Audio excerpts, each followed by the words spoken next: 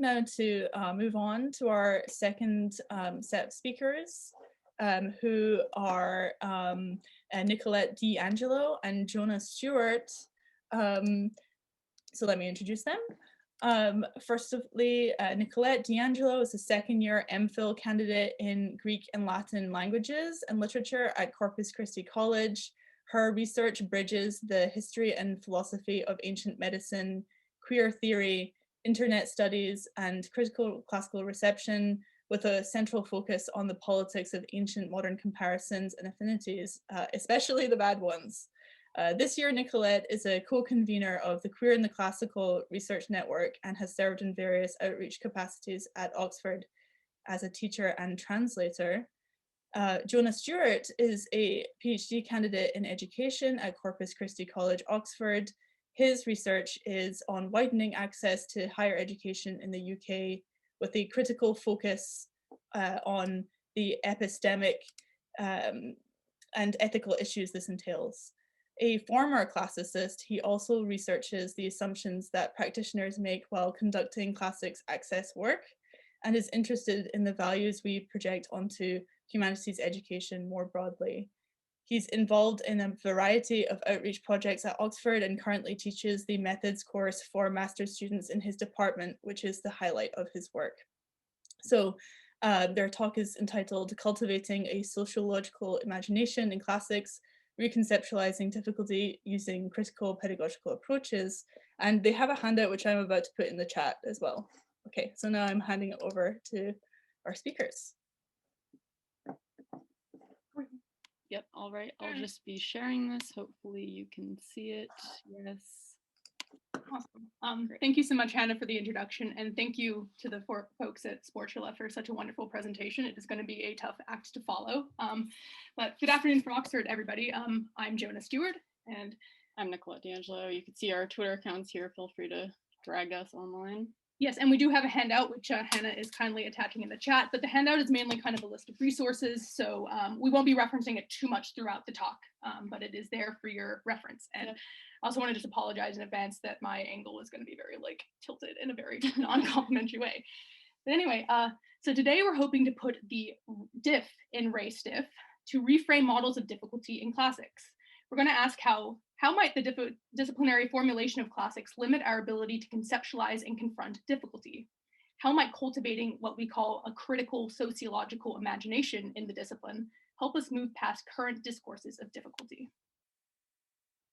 Especially seeing as in many mainstream iterations of this debate, we're still kind of just asking, should we teach these quote unquote difficult, controversial, sensitive topics in the first place? Never mind how to do so or to what end, ignoring quite a lot of critical work that's been done on this topic in and outside traditional academic spaces. So we were preparing for this talk and doom scrolling Twitter as one does in these times, and we actually found that Vanessa Staval, who's also here, actually wrote our whole presentation for us in the form of this tweet, which I will read. So, wait, there are classicists who haven't read Pedagogy of the Oppressed. The F are y'all playing at? No, seriously, this should be your #1 text. Classics Twitter, let's make this a thing. This is a concrete step y'all can take. And we totally agree with this. This is basically the long story short of what we're going to say, which is that, you know, despite claiming a privileged relationship to a kind of Platonic trans-historical notion of education, the discipline of classics or ancient Mediterranean studies, in our view, does not sufficiently grapple with decades-old developments in social scientific disciplines concerned with educational theory and praxis, with the exception being many of the attendees and participants of both iterations of this conference. So I should give a disclaimer that there are so many people doing fantastic work that has made better pedagogy possible, especially materially, as the Sportula year folks just shown. Also, there's critical classical reception studies, critical ancient world studies, negative reception studies. Our contention is that this critical work is something that can easily be taught as critical pedagogy, but the larger kind of disciplinary inertia has kind of prevented us from forming a language around what these educators have already intuited. And to that end, we're going to prevent kind of a soup or array of manifold theories to kind of creating that language.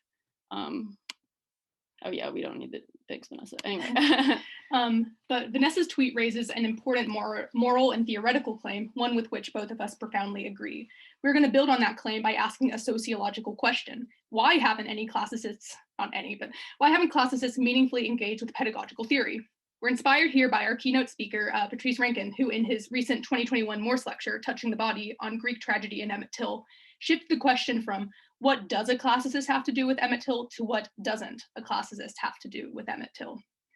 After offering a historical backdrop to how we got here, we will then propose a normative intervention in the form of a theoretical primer into critical and liberatory pedagogy. In doing so, we're subverting the usual model of a pedagogical paper wherein a classicist kind of, or a teacher in general, sort of chronologically presents the strategies they used in the class and explains why they were good or bad. Usually they say they were good. But yeah, so we're doing that. And just a quick content warning is that there will be discussion about talking about racism, sexual violence in both antiquity and modernity, and ancient slavery. With the exception of one egregious pedagogical mistake regarding ancient slavery, we will not be going into any details or graphic descriptions or looking at any texts at all. So, and in that one example, we will flag that in advance. So please be just aware that these terms will come up, though of course we do not see them as intellectual exercises. So following everything that Jonas said, the first kind of step we think in this process of refining the relationship of classics to education is admitting when our current tools are lacking, even and especially detrimental, as Sasha May Eccleston pointed out in the wake of academia's summer of, or fall of inaction after a summer of so-called solidarity in response to the global movement for Black Lives. Thus, last summer's special session of EOS Reads was born premised on the study of several pairs of texts by Black diasporic writers from different eras that classicists may not be familiar with.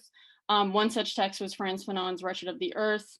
Like Eccleston, my discussion group was naturally drawn to Fanon's theorization of the colonized intellectual, seeing the classicist in this case as kind of the colonized intellectual par excellence. And I'm just going to quote from Eccleston's piece at length here. So, quote, if the model of intellectual one holds on to entails a stable mastery, the confrontation Fanon imagines here crosses over from humbling to humiliation. So she's talking about, you know, when the colonized intellectual realizes that they've kind of been playing accomplice for the colonizer and now must confront that fact. So she goes on, quote, but there are models other than mastery available. And in light of those models, there's no shame in admitting that the way we have been trained, the skills we have learned to complete projects recognizable within our disciplines, may not empower us to do the work that emancipatory projects demand. We may very well have to unlearn those skills and instead learn from those excluded by the framing of our disciplines and the gates of our institutions, unquote. So this quote has instigated some discussion on Classics Twitter, most recently around the quote unquote pedagogy of shame endemic to our discipline, or what I usually just call hazing. I've written a bit about this for Eidolon, RIP, and Jonah and I, who are both from working class backgrounds, are want to complain about how this pedagogy of shame has real psychic embodied consequences, which take all the larger a toll the further you are away from this kind of idealized elite white bourgeois male model of the classic student or classics teacher. And this won't be our topic for today, but more work must be done on the ugly or minor feelings that arise in the classics classroom around pedagogy, like exhaustion, shock, extreme boredom, irritation, and paranoia, using the ideas of writers like Sia Nagai and Kathy Park Hong. Yes, and no one likes to think that they are a pedagogue of shame, especially if they conceive of themselves as an educator invested in student safety. Safety, however, is often precisely the problem.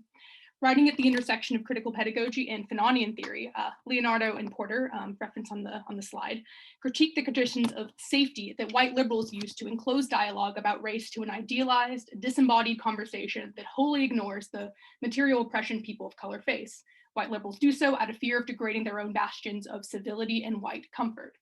Leonardo and Porter term this practice a pedagogy of fear. All projects of liberation, however, demand confronting fear. there actually can't be any safe spaces in liberatory work. So a question we must ask then is, how can we move past problematic white supremacist notions of civility and safety to a more